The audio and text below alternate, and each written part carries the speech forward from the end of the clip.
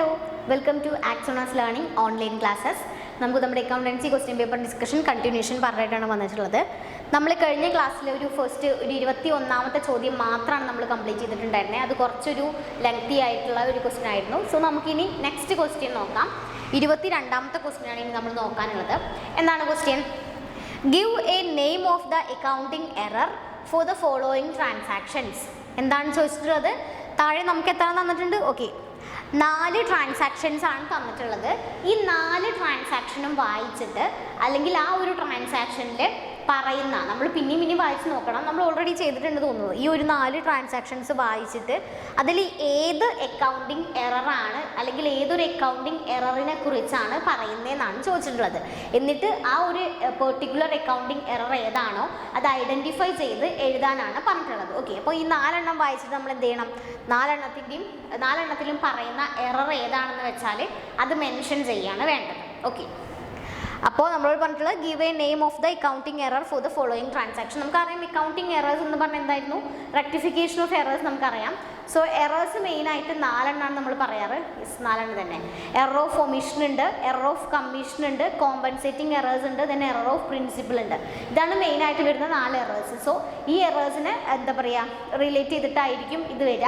ഈ 4 ഏതാണെന്നുള്ളത് നമ്മൾ കണ്ടുപിടിച്ചിട്ട് ചെയ്യണം. അതാണ് ചോദിച്ചിട്ടുള്ളത്. നമുക്ക് 1 by 1 ആയിട്ട് നോക്കാം. ഫസ്റ്റ് എന്താണ്? Wages paid for the construction of office debited to wages account. എന്താണ് പറഞ്ഞിട്ടുള്ളത്? Wages paid for the construction of office debited to wages account. നമ്മൾ പെട്ടെന്ന് നോക്കുമ്പോൾ വിചാരിക്കും ഇതൊരു എററാണോ, ഇത് റൈറ്റ് അല്ലേ എന്ന് തോന്നുന്നുണ്ടോ? ഞാൻ പറഞ്ഞതാണ്, കോമൺ ആയിട്ട് പെട്ടെന്ന് തോന്നാവുന്ന ഒരു എററല്ല, ഒരു തെറ്റാണ് ഞാൻ പറയുന്നത്. സോ നമ്മുടെ ട്രാൻസാക്ഷൻ എന്ന് പറയുന്നത് എന്താണ്? ഇത്രയാണ്, ഈ ഓഫീസ് എന്നുള്ള വരെയാണ്. അതായത് wages paid for the construction of office. നമ്മൾ ഓഫീസിൻ്റെ കൺസ്ട്രക്ഷന് വേണ്ടിയിട്ട് എന്ത് ചെയ്തു? നമ്മുടെ വേജസ് കൊടുത്തു, കൂലി കൊടുത്തു എന്നാണ് പറയണത്. ഓക്കെ, ആൻഡ് അത്രയാണ് ട്രാൻസാക്ഷൻ. എന്നിട്ട് ഇതിൽ തെറ്റ് വരുന്ന എന്തായിരിക്കും? Debited to wages account. അത് നമ്മൾ എന്ത് ചെയ്തു? വേജസ് അക്കൗണ്ടിലോട്ട് ഈ ഒരു ട്രാൻസാക്ഷൻ നമ്മൾ എഴുതിയ സമയത്ത് വേജസ് അക്കൗണ്ടിനെ ഡെബിറ്റ് ചെയ്തു എന്നാണ് പറയണത്. അപ്പോൾ ഇത് തെറ്റാണോ? വേജസ് പെയ്ഡ് ആണ്. അപ്പോൾ എന്തായാലും വേജസ് ഒരു എക്സ്പെൻസ് ആണ്, നമ്മൾ അതിനെ ഡെബിറ്റ് അല്ലേ ചെയ്യേണ്ടത് അല്ലേ? അപ്പോൾ പിന്നെ എങ്ങനെ ഇത് തെറ്റാവുന്നേ?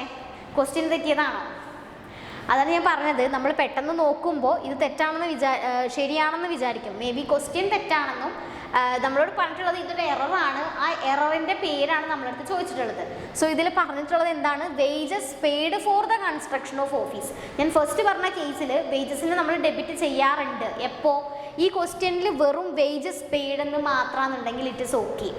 It is okay with debiting the wages account ആണ്. ഓക്കെ, വേജസ് അക്കൗണ്ടിനെ ഡെബിറ്റ് ചെയ്യുന്നത് ശരിയാണ് എപ്പോൾ? വേജസ് പെയ്ഡ് എന്ന് മാത്രമാണെന്നുണ്ടെങ്കിൽ. ഇവിടെ അങ്ങനെയല്ല പറഞ്ഞിട്ടുള്ളത്, wages paid for the construction of office ആണ്. നമ്മൾ ഓഫീസ് കൺസ്ട്രക്ഷന് വേണ്ടിയിട്ടാണ് വേജസ് കൊടുത്തിട്ടുള്ളത്. സോ അവിടെ എന്താണ്? അവിടെ ഈ ഓഫീസ് എന്ന് വന്നിട്ടുള്ളത്, ഓഫീസ് എന്ന് പറഞ്ഞിട്ടുള്ളത് എന്താണ്? ഒരു ക്യാപിറ്റൽ എക്സ്പെൻഡിച്ചർ ആയിപ്പോയി അവിടെ, അല്ലെങ്കിൽ ഒരു ക്യാപിറ്റൽ എക്സ്പെൻഡിച്ചർ ആണ് അവിടെ വന്നിട്ടുള്ളത്.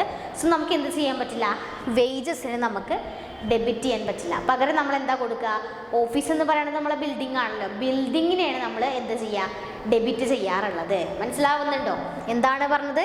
വേജസ് പെയ്ഡ് എന്ന് മാത്രമാണെന്നുണ്ടെങ്കിൽ വേജസ് അക്കൗണ്ടിനാണ് ഡെബിറ്റ് ചെയ്യുക. പക്ഷേ എന്തിനു വേണ്ടിയിട്ടാണ് കൊടുത്തിട്ടുള്ളത്? ഓഫീസ് കൺസ്ട്രക്ഷന് വേണ്ടിയിട്ടാണ്. ഓഫീസ് എന്ന് പറയുന്നത് ഒരു ക്യാപിറ്റൽ എക്സ്പെൻഡിച്ചർ ആണ്. ക്യാപിറ്റൽ എക്സ്പെൻഡിച്ചർ നമുക്കറിയാലോ. സോ ക്യാപിറ്റൽ എക്സ്പെൻഡിച്ചർ ആണ്. ഈ ക്യാപിറ്റൽ എക്സ്പെൻഡിച്ചർ വന്നതുകൊണ്ട് തന്നെ നമ്മൾ ഒരിക്കലും വേജസിനെ അല്ല ഡെബിറ്റ് ചെയ്യുക, പകരം ബിൽഡിങ്ങിനെയാണ് ഡെബിറ്റ് ചെയ്യുക. മനസ്സിലാവുന്നുണ്ടല്ലോ അല്ലേ? മനസ്സിലായെന്ന് വിചാരിക്കുന്നു. ഓക്കെ, സോ എന്താണ് ഇവിടെ പറഞ്ഞിട്ടുള്ളത്? നമ്മുടെ എന്തായിരുന്നു? ബിൽഡിങ്ങിനെയാണ് നമ്മൾ ഡെബിറ്റ് ചെയ്യാന്ന് പറഞ്ഞു. സോ അത് തെറ്റാണെന്ന് മനസ്സിലായി. സോ അങ്ങനെ നമ്മൾ ഡെബിറ്റ് ചെയ്യുന്ന ഒരു അക്കൗണ്ടിനെ തന്നെ അല്ലെങ്കിൽ മാറിയിട്ട് വേറൊരു അക്കൗണ്ടിലോട്ടാണ് നമ്മൾ ഡെബിറ്റ് ചെയ്തിട്ടുള്ളത്. അപ്പോൾ അത് എന്ത് ടൈപ്പ് എറർ ആയിരിക്കും? എറർ ഓഫ് ഒമിഷനാണോ, കമ്മീഷനാണോ, കോമ്പൻസേറ്റിംഗ് എററാണോ, അതോ എറർ ഓഫ് പ്രിൻസിപ്പിൾ ആണോ? വേജസിന് പകരം നമുക്ക് കൊടുക്കേണ്ടത് എന്തായിരുന്നു? ബിൽഡിംഗ് ആയിരുന്നു. പക്ഷേ വേജസിലോട്ടാണ് ഡെബിറ്റ് ചെയ്തത്. അപ്പോൾ എന്തായിരിക്കും? അങ്ങനെ ചെയ്യുന്ന സമയത്ത് നമ്മൾ ഈ ബിൽഡിങ്ങിന് പകരം വേജസ് കൊടുക്കുന്ന സമയത്ത് എന്താണ്? ആ ട്രാൻസാക്ഷൻ തന്നെ മാറിപ്പോയില്ലേ? അപ്പോൾ നമ്മൾ ആ ഒരു എൻട്രി കണ്ടാൽ, അല്ലെങ്കിൽ ഒരു വേജസ് അക്കൗണ്ടിനെ ഡെബിറ്റ് ചെയ്തു എന്നുള്ളത് കണ്ടാൽ നമ്മൾ എന്താ വിചാരിക്കുക? സാധാ പോലെ വേജസ് കൊടുത്തു, എക്സ്പെൻസ് കൂടി, അതുകൊണ്ട് നമ്മൾ ഡെബിറ്റ് ചെയ്തു എന്ന് വിചാരിക്കില്ലേ? സോ അപ്പോൾ അതെന്തായിരിക്കും? മൊത്തത്തിൽ എന്ത് വന്നിട്ടുണ്ട്, അവിടെ ഒരു ചേഞ്ച് വന്നിട്ടുണ്ട്. മൊത്തത്തിലൊരു ചേഞ്ച് വരിക എന്ന് പറഞ്ഞാൽ എന്താണ്, അതിൻ്റെ ബേസിക് ആയിട്ടുള്ള കാര്യത്തിൽ നിന്ന് വരെ ചേഞ്ച് വന്നിട്ടുണ്ട്. അപ്പോൾ അതെന്തായിരിക്കും, എറർ ഓഫ് പ്രിൻസിപ്പിളാണ്. എന്തുകൊണ്ട് എറർ ഓഫ് പ്രിൻസിപ്പിൾ? ഓക്കെ ആണോ? നമ്മുടെ അക്കൗണ്ടിങ് പ്രിൻസിപ്പിളിനെ തന്നെ അവോയ്ഡ് ചെയ്യുന്ന അല്ലെങ്കിൽ തെറ്റിച്ചുകൊണ്ടുള്ള ഒരു എന്താ പറയുക നമ്മുടെ എൻട്രൻസ് ആയിരുന്നു ഈ വേജസ് അക്കൗണ്ടിനെ ഡെബിറ്റിലോട്ട് ഇടുന്നത് അല്ലേ. അങ്ങനെ ഇട്ടാലും മൊത്തത്തിൽ ആ ട്രാൻസാക്ഷൻ തന്നെ മാറി. നമ്മുടെ ഒരു അക്കൗണ്ടിങ് റൂള് അല്ലെങ്കിൽ ഒരു അക്കൗണ്ടിങ്ങിൻ്റെ പ്രിൻസിപ്പിൾ പ്രകാരം ഇങ്ങനെ ഓഫീസ് കൺസ്ട്രക്ഷന് വേണ്ടിയിട്ടാണ് നമ്മൾ വേജസ് പേ ചെയ്തതെന്ന് പറയുമ്പോൾ ഡെബിറ്റ് ചെയ്യേണ്ടത് വേജസിനെ അല്ല, പകരം എന്തിനായിരുന്നു, ബിൽഡിംഗ് അക്കൗണ്ടിനായിരുന്നു ഡെബിറ്റ് ചെയ്യേണ്ടത് അല്ലേ. സോ എന്താണ്, നമ്മുടെ അക്കൗണ്ടിങ് പ്രിൻസിപ്പിളിനെ തന്നെ എന്താണ് തെറ്റിക്കുന്ന തരത്തിലുള്ള ഒരു എററാണ്. So that's why it is termed as an error of principle.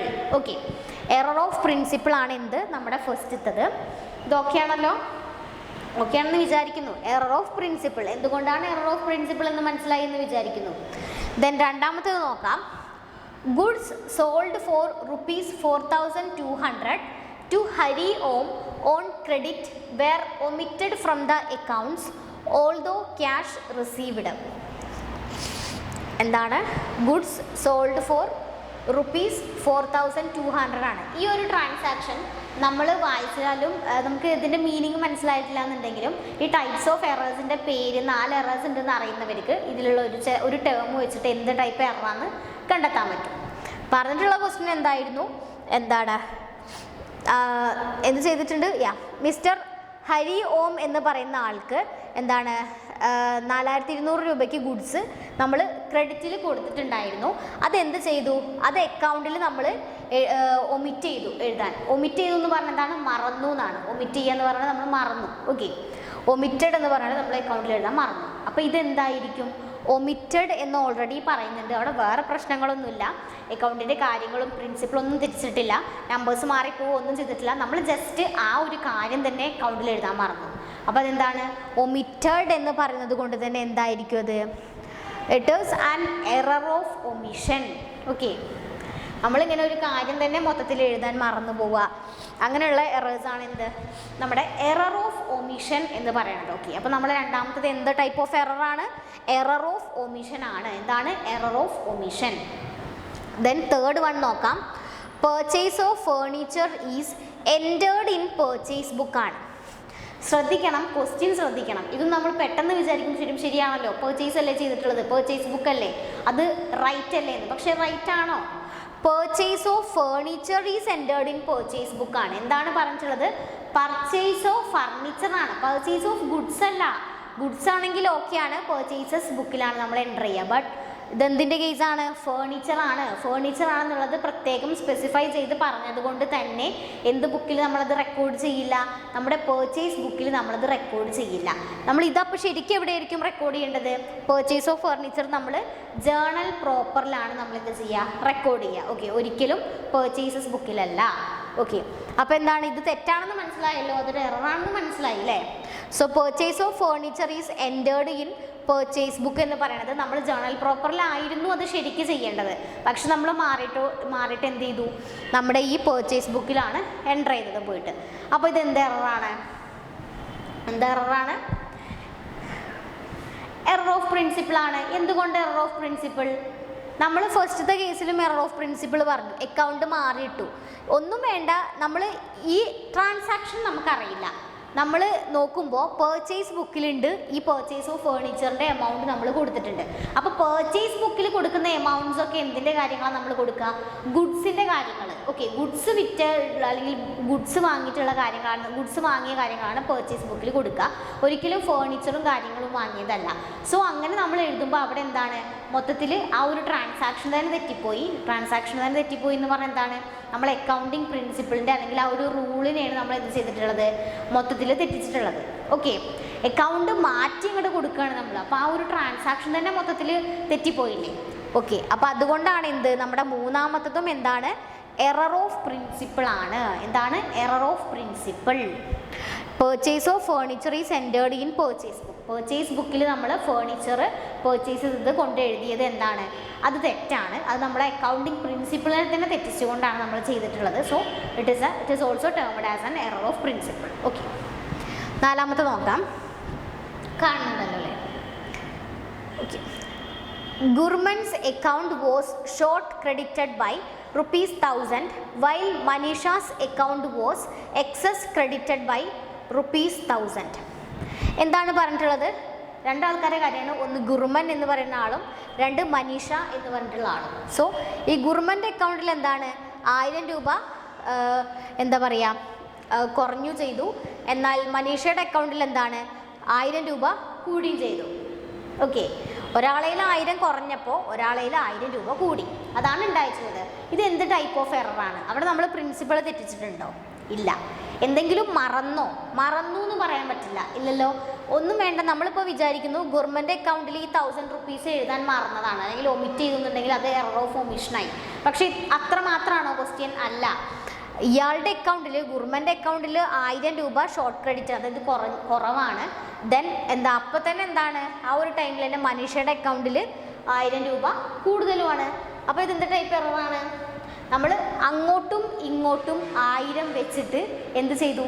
ഇവിടെ കുറഞ്ഞതിനെ നമ്മൾ അവിടെ കൂട്ടിയിട്ട് പരിഹരിച്ച പോലെയായി ഇല്ലേ? അതായത് എന്താണ്? കോമ്പൻസേറ്റിംഗ് എററാണത്. അതായത് ഇവിടെ ഒരു 1000 റുപ്പീസ് ഷോർട്ട് ക്രെഡിറ്റ് ആയപ്പോൾ വേറൊരാളുടെ അക്കൗണ്ടിൽ എന്ത് ചെയ്തു? ഒരു 1000 റുപ്പീസ് എക്സസ് ക്രെഡിറ്റഡ് ആയി. അതിൻ്റെ അർത്ഥം എന്താണ്? നമ്മൾ പറയുമല്ലോ, ഇപ്പോൾ ഒരു 5 രൂപയുടെ ഷോർട്ട് ഉണ്ട്. സോ എൻ്റെ ഒരു ഫ്രണ്ടിന് ഞാൻ 5 രൂപ കൊടുക്കാനായിരുന്നു. അപ്പോൾ ഇവിടെ കുറവുള്ളത് നമ്മൾ മൊത്തം ടാലി ആക്കാൻ വേണ്ടിയിട്ട് ഇയാൾക്കായിരുന്നു കൊടുക്കേണ്ടിയിരുന്നത്. പകരം നമ്മൾ എന്ത് ചെയ്യും? ആ ഒരു 5 എടുത്തിട്ട് ഇവിടെ കൊടുക്കുന്നു, ടാലിയായി. ലാസ്റ്റ് കണക്ക് നോക്കുമ്പോൾ നമ്മൾ ടാലി ആക്കുന്നു. അങ്ങനെയുള്ളൊരു എററാണ് എന്ത്? Compensating error. ആ ഒരു ടേം വായിച്ചാൽ അറിയാമല്ലോ, കോമ്പൻസേറ്റ് ചെയ്യുക, കോമ്പൻസേഷൻ എന്നൊക്കെ പറയുമല്ലോ. 1000 രൂപ കുറവുള്ളവർ അവിടെ ഗവൺമെൻറ് അക്കൗണ്ടിൽ 1000 കുറഞ്ഞ സമയത്ത് തന്നെ മനുഷ്യരുടെ അക്കൗണ്ടിൽ എന്ത് ചെയ്തു? ഈ 1000 രൂപ എക്സസ് ക്രെഡിറ്റഡ് ആയി. അപ്പോൾ എന്താണ്? രണ്ട് പേര് എന്ത് ചെയ്തു? കോമ്പൻസേറ്റ് ചെയ്തിട്ട് അങ്ങനെ ഒരു എററാണ് എന്ത്? Compensating error. ഈ കോമ്പൻസേറ്റിംഗ് എറേഴ്സ് നമുക്ക് ഐഡൻറ്റിഫൈ ചെയ്യാൻ തന്നെ കുറച്ച് ബുദ്ധിമുട്ടായിരിക്കും. കാരണം ഇവിടെ കുറയുന്ന അവിടെ വെക്കുമ്പോൾ എന്തായിരിക്കും? നമ്മുടെ ട്രയൽ ബാലൻസിൽ വലിയ മാറ്റവും കാര്യങ്ങളൊന്നും വരില്ല. കാരണം എമൗണ്ട്സിൻ്റെ കാര്യം കറക്റ്റ് ആയിരിക്കും. ഈ ഇന്ന വ്യക്തികൾക്ക് ഈ ഒരു ഷോർട്ടേജും അല്ലെങ്കിൽ കൂടുതലും വന്നത് നമ്മൾക്ക് പിന്നെയും ലെഡ്ജർ നോക്കിയാലേ നമുക്കത് മനസ്സിലാക്കാൻ പറ്റുള്ളൂ. ഓക്കെ. അപ്പോൾ നാലാമത്തത് എന്തായിരുന്നു? കോമ്പൻസേറ്റിംഗ് എററാണ്. അപ്പോൾ ഇതിൽ നമുക്ക് എറർ ഓഫ് കമ്മീഷൻ മാത്രം വന്നിട്ടില്ല, ബാക്കി എറേഴ്സൊക്കെ വന്നിട്ടുണ്ട്. ഫസ്റ്റത്തത് എറർ ഓഫ് പ്രിൻസിപ്പിളാണ്, രണ്ടാമത്തെ എറർ ഓഫ് ഒമിഷനാണ്, മൂന്നാമത്തത് വീണ്ടും എറർ ഓഫ് പ്രിൻസിപ്പിളായിരുന്നു. ദെൻ നാലാമത്തെ നമ്മൾ പറഞ്ഞു കോമ്പൻസേറ്റിംഗ് എററാണ്. ഓക്കെ. ഈ ഒരു 22ാമത്തെ ചോദ്യം ഓക്കെ ആണെന്ന് വിചാരിക്കുന്നു. നമുക്ക് നെക്സ്റ്റ് ക്വസ്റ്റ്യൻ നോക്കാം. നമ്മുടെ 23ാമത്തെ ചോദ്യമാണ്. എന്താണ് ആ question? Give 1 word answer to the following questions. നമ്മുടെ ആ പ്രീവിയസ് ക്വസ്റ്റ്യൻ പോലെ തന്നെ 4 എണ്ണം തന്നിട്ടുണ്ട്. ഈ 4 എണ്ണത്തിനും എന്താണ്? നമ്മളോട് 1 വേർഡിൽ ആൻസർ കൊടുക്കാനാണ് പറഞ്ഞിട്ടുള്ളത്. അതായത് ഒറ്റ വാക്കിൽ ഉത്തരം എഴുതാനാണ് പറഞ്ഞിട്ടുള്ളത്. ഫിൽ ഇൻ ദ ബ്ലാങ്ക്സ് ആണ് ഒന്ന്. ദെൻ ബാക്കിയുള്ള 3 എണ്ണം എന്താണ്? ജസ്റ്റ് നമ്മളോട് ചോദിച്ചിട്ടുണ്ട്. അത് നമ്മൾ 1 വേർഡിൽ ആൻസർ കൊടുക്കാനാണ് പറഞ്ഞിട്ടുള്ളത്. ഓക്കെ, നമുക്ക് നോക്കാം. അതിൽ ഒന്നാമത്തത് എന്താണ്? ഒന്നാമത്തെ ചോദ്യം, which account shows surplus or deficit in case of not for profit organization? എന്താണ്? which account shows surplus or deficit in case of not for profit organization? നമ്മുടെ നോട്ട് ഫോർ പ്രോഫിറ്റ് ഓർഗനൈസേഷൻ അറിയാലോ അല്ലേ? The organization which are not working for gaining or getting gain or getting profit എന്നാ പറയാം. നമ്മൾ പ്രോഫിറ്റും ഉണ്ടാക്കുക എന്നുള്ള ലക്ഷ്യമല്ലാതെ service motive ആയിട്ടുള്ള കുറച്ച് എന്തുണ്ടായിരിക്കും? നമ്മൾ ഈ ചാരിറ്റബിൾ ട്രസ്റ്റ് ഒക്കെ ഉണ്ടാവുമല്ലോ, അങ്ങനെയുള്ള കാര്യങ്ങളൊക്കെ നമ്മൾ നോട്ട് ഫോർ പ്രോഫിറ്റ് ഓർഗനൈസേഷൻ എന്ന് പറയും. അവരുടെ ഒരു മെയിൻ എയിം എന്ന് പറയുന്നത് പ്രോഫിറ്റ് ഉണ്ടാക്കുന്നതല്ല, പകരം എന്താണ്? സർവീസ് പ്രൊവൈഡ് ചെയ്യുക അല്ലെങ്കിൽ സർവീസ് മോട്ടീവ് എന്നാണ് നമ്മൾ പറയാം. ഓക്കെ, സോ അങ്ങനെയുള്ളവരുടെ കേസിൽ, നോട്ട് ഫോർ പ്രോഫിറ്റ് ഓർഗനൈസേഷൻ്റെ കേസിൽ നമ്മളോട് പറയുന്നുണ്ട്, അവരിൽ നമ്മൾ മെയിനായിട്ട് 3 അക്കൗണ്ട്സ് ആണ് ക്രിയേറ്റ് ചെയ്യുക. സോ നമ്മളത് ചോദിച്ചിട്ടുള്ളത് എന്താണ്? ഇത്തരത്തിലുള്ള ഓർഗനൈസേഷൻ, അതായത് നമ്മുടെ ഈ നോട്ട് ഫോർ പ്രോഫിറ്റ് ഓർഗനൈസേഷൻസ് ഉണ്ടാക്കുന്ന ഏത് അക്കൗണ്ടിലാണ് സർപ്ലസ് അല്ലെങ്കിൽ ഡെഫിസിറ്റ് എന്നുള്ള കാര്യം നമുക്ക് കാണാൻ പറ്റുക, അല്ലെങ്കിൽ സർപ്ലസ് ഓർ ഡെഫിസിറ്റ് ഷോ ചെയ്യുന്ന കാണിക്കുന്ന നോട്ട് ഫോർ പ്രോഫിറ്റ് ഓർഗനൈസേഷൻ ഉണ്ടാക്കുന്ന അക്കൗണ്ടിൻ്റെ പേര് എന്താണെന്നാണ് ചോദിച്ചിട്ടുള്ളത്. മെയിനായിട്ട് നമ്മൾ ഈ നോട്ട് ഫോർ പ്രോഫിറ്റ് ഓർഗനൈസേഷൻ്റെ കേസിൽ ഉണ്ടാക്കുന്ന അല്ലെങ്കിൽ പ്രിപ്പയർ ചെയ്യുക 3 അക്കൗണ്ട്സ് ആണ്. ഒന്ന് റെസിപ്റ്റ്സ് ആൻഡ് പേയ്മെൻറ്റ്സ് അക്കൗണ്ട് ആണ്. എന്താണ് receipts and payments account? 2 income and expenditure account ആണ്, income and expenditure account. And third one എന്താണ്? യൂഷ്വലി ബാലൻസ് ഷീറ്റ് ആണ്. Okay, receipts and payments account, income and expenditure account and balance sheet. So ഇതിൽ നമ്മുടെ receipts and payments account എന്ന് പറഞ്ഞാൽ നമ്മുടെ cash book പോലെയാണ് ഏകദേശം. ദെൻ നമ്മുടെ ഇൻകം ആൻഡ് എക്സ്പെൻഡിച്ചർ അക്കൗണ്ട് എന്ന് പറഞ്ഞാൽ കറക്റ്റ് നമ്മുടെ പ്രോഫിറ്റ് ആൻഡ് ലോസ് അക്കൗണ്ടിൻ്റെ ഒരു എന്താണ് അതിനെ റീപ്ലേസ് ചെയ്യാൻ അല്ലെങ്കിൽ അതിൻ്റെ ഒരു സെയിം ഒരു ഇഫക്റ്റ് തരുന്നതാണ് എന്ത് നമ്മുടെ income and expenditure account. Balance sheet പിന്നെ എന്താണ്, ബാലൻസ് ഷീറ്റ് സെയിം ആണ് നമ്മുടെ സാധാ ബാലൻസ് ഷീറ്റ് തന്നെ. സോ ഇവിടെ ചോദിച്ചിട്ടുള്ളത് സർപ്ലസും ഡെഫിസിറ്റും. സർപ്ലസ് എന്ന് പറഞ്ഞാൽ എന്തായിരിക്കും, excess of income over expense ആണ്. ഡെഫിസിറ്റ് എന്ന് പറഞ്ഞാൽ നേരെ opposite, excess of expense over income ആണ്. ഓക്കെ, സോ നമുക്കറിയാം പി ആൻഡ് എൽ അക്കൗണ്ടിൽ നമ്മൾ നെറ്റ് പ്രോഫിറ്റ് അല്ലെങ്കിൽ നെറ്റ് ലോസ് കാണും. ഇവിടെ എന്തായിരിക്കും, ഇൻകം ആൻഡ് എക്സ്പെൻഡിച്ചർ അക്കൗണ്ടിലാണ് നമ്മൾ എന്ത് ചെയ്യുന്നത്, നമ്മുടെ ഈ എന്തെങ്കിലും പേരെന്തായിരുന്നു, സർപ്ലസും ഡെഫിസിറ്റും ഷോ ചെയ്യുന്ന ഒരു അക്കൗണ്ട് എന്താണ്, ഇൻകം ആൻഡ് എക്സ്പെൻഡിച്ചർ. ഞാൻ ഷോർട്ടായിട്ട് I&E അക്കൗണ്ട് എന്നാണ് അത് കാണുന്നുണ്ടായിരിക്കില്ല. I&E അക്കൗണ്ട് അതായത് ഇൻകം ആൻഡ് എക്സ്പെൻഡിച്ചർ അക്കൗണ്ട് ആണ്. നമ്മുടെ ഇൻകം ആൻഡ് എക്സ്പെൻഡിച്ചർ അക്കൗണ്ടിലാണ് എന്ത് കാണിക്കുന്നത്, നോട്ട് ഫോർ പ്രോഫിറ്റ് ഓർഗനൈസേഷൻ സർപ്ലസും ഡെഫിസിറ്റും കാണിക്കുന്നത്. ഓക്കെ, രണ്ടാമത്തെ നോക്കാം. When proprietor draws goods from the business for his or her personal use, it is known as. എന്താണ് ചോദിച്ചിട്ടുള്ളത്, പ്രൊപ്രിയേറ്റർ എന്ന് പറഞ്ഞാൽ എന്താണ്, നമ്മുടെ ബിസിനസ്മാൻ അല്ലെങ്കിൽ ബിസിനസ് നടത്തുന്ന വ്യക്തി. അയാൾ എന്ത് ചെയ്യുന്നുണ്ട്, ബിസിനസ്സിൽ നിന്ന് ഗുഡ്സ് ഡ്രോ ചെയ്യാണ്, ഗുഡ്സ് പിൻവലിക്കുന്നു. എന്തിന് വേണ്ടിയിട്ടാണ്, അയാളുടെ അല്ലെങ്കിൽ അവരുടെ പേഴ്സണൽ യൂസിന്. അതായത് ബിസിനസ് നടത്തുന്ന ആൾ, ഇപ്പോൾ ഈവൻ പ്രൊപ്രിയേറ്റർ, സോൾ പ്രൊപ്രിയേറ്റർഷിപ്പ് ആണെങ്കിൽ അയാൾ, ദെൻ പാർട്ട്ണർഷിപ്പ് ആണെങ്കിൽ പാർട്ട്നേഴ്സ്, അങ്ങനെ ഈ പ്രൊപ്രിയേറ്റർ എന്ന് പറഞ്ഞാൽ അല്ലെങ്കിൽ ഈ ബിസിനസ്മാൻ എന്ത് ചെയ്യാണ്, അയാളുടെ ബിസിനസ്സിൽ നിന്ന് കുറച്ച് ഗുഡ്സ് പിൻവലിക്കുകയാണ്. എന്തിന്, അയാളുടെ വ്യക്തിഗതമായിട്ടുള്ള പേഴ്സണൽ ആയിട്ടുള്ള ആവശ്യങ്ങൾക്ക് വേണ്ടിയിട്ട്. സോ അങ്ങനെ ഗുഡ്സ് പിൻവലിക്കുന്നതിന് അല്ലെങ്കിൽ സാധനങ്ങൾ വാങ്ങുന്നതിന് നമ്മൾ പറയുന്ന പേരെന്താണെന്നാണ് ചോദിച്ചിട്ടുള്ളത്. ഇറ്റ് ഈസ് നോൺ ആസ് എന്താണ്, അതാണ് ചോദിച്ചിട്ടുള്ളത്. എന്താണത്, ഇറ്റ് ഈസ് ഡ്രോയിങ്സ്. വേറൊരു കാര്യമുണ്ട്, നമ്മൾ ബിസിനസ്സിൽ നിന്നും എന്ത് സാധനങ്ങൾ എടുത്താലും നമ്മൾ ചിലപ്പോൾ ഓഫീസ് പേർപ്പസിന് വേണ്ടിയിട്ട് എടുക്കും, അതുപോലെ തന്നെ പേഴ്സണൽ യൂസിന് വേണ്ടിയിട്ടും എടുക്കും. ഓഫീസ് പേർപ്പസിന് നമ്മൾ വിഡ്രോ ചെയ്യുന്നത് ഒരിക്കലും ഡ്രോയിങ്സ് അല്ല. ഈ ഒരു ടേം നമ്മൾ ശ്രദ്ധിക്കണം, personal use. Okay, personal use ആണെങ്കിൽ മാത്രമാണ് അത് ഡ്രോയിങ്സ് ആവുക. ഓക്കെ, ബിസിനസ്സിൽ നിന്ന് ഈ പ്രൊപ്രിയേറ്റർ അയാളുടെ പേഴ്സണൽ യൂസിന് വേണ്ടിയിട്ട്, അതായത് അയാളുടെ പേഴ്സണൽ ആവശ്യങ്ങൾക്ക് വേണ്ടിയിട്ടാണ് ഈ സാധനങ്ങൾ എടുക്കുന്നത്, പിൻവലിക്കുന്നത്. സോ അങ്ങനെ എടുക്കുന്ന സമയത്ത്, ഡ്രോ ചെയ്യുന്ന സമയത്ത് അതിന് നമ്മൾ ഡ്രോയിങ്സ് എന്ന് പറയും. ഓഫീസ് പേർപ്പസിന് വേണ്ടിയിട്ടാണ് അയാൾ ഡ്രോ ചെയ്യുന്നതെന്നുണ്ടെങ്കിൽ അത് ഡ്രോയിങ്സ് അല്ല. ഓക്കെ, സോ ഇതെന്താണ്, ഡ്രോയിങ്സ് ആണ്, because he drew it for his personal use ആണ്. ഓക്കെ, ദെൻ മൂന്നാമത്തെ നോക്കാം. Net purchases equal to cash purchases plus credit purchases minus dash. ഈ ഒരു ഇക്വേഷനിൽ എന്തായിരിക്കും, നമ്മൾ കാണേണ്ടത് നെറ്റ് പർച്ചേസസ് ആണ്. ക്യാഷ് പർച്ചേസും ക്രെഡിറ്റ് പർച്ചേസും കൂട്ടുക, അതായത് നമ്മൾ ക്യാഷിന് വാങ്ങിയ സാധനങ്ങളും കടം വാങ്ങിയ സാധനങ്ങളും കൂട്ടിയിട്ട് അതിൽ നിന്ന് എന്തോ കുറച്ചാൽ നമുക്ക് എന്ത് കിട്ടും, നെറ്റ് പർച്ചേസസ് കിട്ടും. നെറ്റും ഗ്രോസും ഒക്കെ അറിയാമല്ലോ അല്ലേ, നമ്മൾ പറഞ്ഞിട്ടുണ്ട്. സോ നെറ്റ് പർച്ചേസസ് എന്ന് പറഞ്ഞാൽ എന്തായിരിക്കും, വാങ്ങിയിട്ടുള്ള സാധനങ്ങളിൽ നിന്ന് എന്താണ് കുറയ്ക്കേണ്ടത്, ക്യാഷായിട്ടും കടമായിട്ടും വാങ്ങിയ സാധനങ്ങൾ നമ്മളവിടെ കൂട്ടി വെച്ചിട്ടുണ്ട്. ക്യാഷ് പർച്ചേസും ക്രെഡിറ്റ് പർച്ചേസും, അതിനെന്താ കുറയ്ക്കേണ്ടത്, പർച്ചേസ് റിട്ടേൺസ് ആണ് നമ്മൾ കുറയ്ക്കേണ്ടത്. എന്താണ് പർച്ചേസ് റിട്ടേൺ എന്ന് പറഞ്ഞാൽ, നമ്മൾ പർച്ചേസ് ചെയ്തിട്ടുള്ള സാധനങ്ങൾ നമ്മൾ തിരിച്ചു കൊടുക്കും. സെയിൽസ് റിട്ടേൺ ഉണ്ടല്ലോ, നമ്മൾ വിറ്റ സാധനം തിരിച്ചു വരുമല്ലോ നമുക്ക്, അതിനെ സെയിൽസ് റിട്ടേൺ എന്ന് പറയും.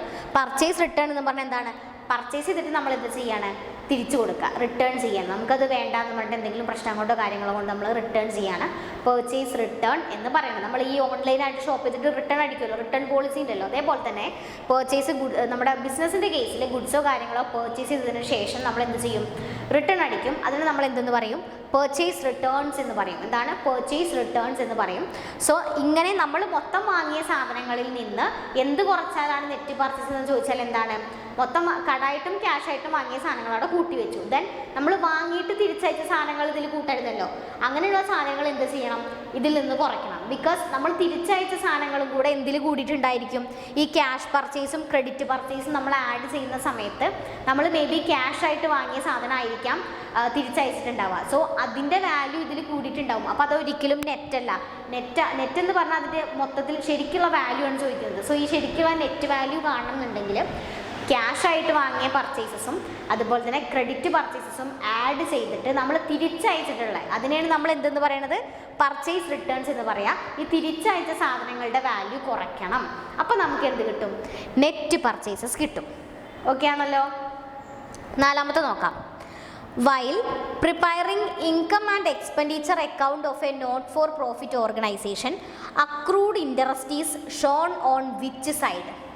ഓക്കെ, നോട്ട് ഫോർ പ്രോഫിറ്റ് ഓർഗനൈസേഷനിൽ ഞാൻ പറഞ്ഞു ഇൻകം ആൻഡ് എക്സ്പെൻഡിച്ചർ നമ്മൾ തയ്യാറാക്കുമ്പോൾ ഞാൻ പറഞ്ഞു P&L അക്കൗണ്ടിന് പകരം നമ്മുടെ ഈ type of not for profit organization തയ്യാറാക്കുന്ന ഒരു അക്കൗണ്ടാണ് ഇൻകം ആൻഡ് എക്സ്പെൻഡിച്ചർ അക്കൗണ്ട്. അതിൽ ഇൻകം എന്ന് പറഞ്ഞിട്ട് എക്സ്പെൻഡിച്ചർ ഡെബിറ്റ് സൈഡിലും ഇൻകം ക്രെഡിറ്റ് സൈഡിലും കൊടുക്കും. സോ എന്താണ് ഇങ്ങനെ നമ്മൾ എന്തുണ്ടാക്കുക, നമ്മുടെ ഇൻകം ആൻഡ് എക്സ്പെൻഡിച്ചർ അക്കൗണ്ട് ഉണ്ടാക്കുക. എന്നിട്ട് അത് നമ്മൾ സർപ്ലസും ഡെഫിസിറ്റുമാണ് നമ്മളതിന് ഐഡൻറ്റിഫൈ ചെയ്തിട്ട് എടുക്കുക. നമ്മൾ ചോദിച്ചിട്ടുള്ള ചോദ്യം അക്രൂഡ് ഇൻട്രസ്റ്റ് എന്ന് പറഞ്ഞിട്ടുള്ളൊരു ഐറ്റം കാണുന്നുണ്ടോ? അക്രൂഡ് ഇൻട്രസ്റ്റ്, ഇതാ അക്രൂഡ് ഇൻട്രസ്റ്റ് എന്ന് പറഞ്ഞിട്ടുള്ളൊരു ഐറ്റം. ഈ ഒരു ഐറ്റം നമ്മുടെ ഈ ഇൻകം ആൻഡ് എക്സ്പെൻഡിച്ചർ അക്കൗണ്ടിൽ നമ്മൾ എവിടെയാണ് കാണിക്കുക എന്നുള്ളതാണ്. എന്താണ് അക്രൂഡ് ഇൻട്രസ്റ്റ്? അക്രൂഡ് ഇൻട്രസ്റ്റ് എന്ന് പറഞ്ഞാൽ അറിയാലോ അല്ലേ? ഇൻട്രസ്റ്റ് നമ്മൾ അക്രൂഡ് ഇൻട്രസ്റ്റ് എന്ന് പറഞ്ഞാൽ എന്താണ്, നമ്മൾ സാധാരണ പറയും interest earned but not yet received എന്ന് പറയാം. നമുക്കത് കിട്ടും, പക്ഷെ എന്തല്ല, കിട്ടിയിട്ടില്ല. മനസ്സിലാവുന്നുണ്ടോ? നമ്മുടെ അക്രൂവൽ പ്രിൻസിപ്പിൾ ഉണ്ടല്ലോ അക്കൗണ്ടൻസിയിൽ, ബേസിക് ആയിട്ട് വരുന്ന കുറച്ച് പ്രിൻസിപ്പിൾസ്, ഗ്യാപ്പിൽ വരുന്ന പ്രിൻസിപ്പിളാണെന്ന് തോന്നുന്നത്. സോ ഈ നമുക്ക് അക്രൂഡ് ഇൻട്രസ്റ്റ് എന്ന് പറയുമ്പോൾ ഈ ഒരു ഇൻട്രസ്റ്റ് എന്തിനെങ്കിലും മുകളിൽ നമുക്ക് ഇൻട്രസ്റ്റ് കിട്ടാനുള്ളതായിരിക്കും. സോ ഈ ഒരു ഇൻട്രസ്റ്റ് എന്താണ്, ഏൺ ചെയ്തിട്ടില്ല, പക്ഷേ it is earned but not received. Earn ചെയ്യുക എന്ന് പറഞ്ഞാൽ എന്താണ്, നമുക്കത് കിട്ടും, പക്ഷെ എന്താണ്, കിട്ടിയിട്ടില്ല. ലൈക്ക് കിട്ടാനുണ്ട് കിട്ടിയിട്ടില്ല എന്ന് നമ്മൾ പറയും. അങ്ങനെയുള്ള അതെന്താണ്, ഒരു ഇൻകമാണ് അല്ലേ? അക്രൂഡ് ഇൻട്രസ്റ്റ് കിട്ടാനുണ്ട് കിട്ടിയിട്ടില്ല. സോ അതെന്താണ്, അങ്ങനെ വന്നാൽ തന്നെ നമ്മുടെ അക്കൗണ്ടിങ് പോളിസിയിൽ നമ്മൾ അക്കൗണ്ട്സ് ഒക്കെ പ്രിപ്പയർ ചെയ്യുമ്പോൾ അങ്ങനെയുള്ള ഐറ്റംസ് എന്ത് ചെയ്യും, നമ്മളത് ഇൻകം ആയിട്ടാണ് ട്രീറ്റ് ചെയ്യുക. ഇൻകമാണ്. സോ എവിടെ ആയിരിക്കും സൈഡ്, ഏത് സൈഡിലാണ് ഷോ ചെയ്യാന്ന് ചോദിച്ചു? ഇൻകം സൈഡിലാണ്, അതായത് നമ്മുടെ ക്രെഡിറ്റ് സൈഡിലാണ്. ഒന്നുകിൽ ഇൻകം സൈഡ് എന്ന് എഴുതാം, അല്ലെങ്കിൽ ക്രെഡിറ്റ് സൈഡ്. നമ്മുടെ ഇൻകം സൈഡിൽ അല്ലെങ്കിൽ ക്രെഡിറ്റ് സൈഡിലാണ് നമ്മൾ എന്ത് ചെയ്യാം, ഈ ഒരു അക്രൂഡ് ഇൻട്രസ്റ്റിനെ നമ്മൾ കാണിക്കുന്നത്. ഓക്കെ, അപ്പോൾ ഈ രണ്ട് ക്വസ്റ്റ്യനും ഓക്കെ ആണെന്ന് വിചാരിക്കുന്നു. നമ്മുടെ അക്കൗണ്ടിങ് എറേഴ്സിനെ കുറിച്ചായിരുന്നു ഒരു ചോദ്യം പിന്നെ മിക്സഡ് ആയിട്ടാണ് കുറേ ഇൻകം ആൻഡ് എക്സ്പെൻഡിച്ചർ അക്കൗണ്ടും കാര്യങ്ങളൊക്കെ വന്നിട്ടുണ്ടായിരുന്നു. സോ ഈ രണ്ട് ക്വസ്റ്റ്യൻസ് ഓക്കെ ആണെന്ന് വിചാരിക്കുന്നു. നമുക്ക് നെക്സ്റ്റ് ക്ലാസ്സിൽ ബാക്കിയുള്ള ക്വസ്റ്റ്യൻസും കൂടെ ഡിസ്കസ് ചെയ്യാം. അപ്പോൾ ഓക്കെ, താങ്ക് യു.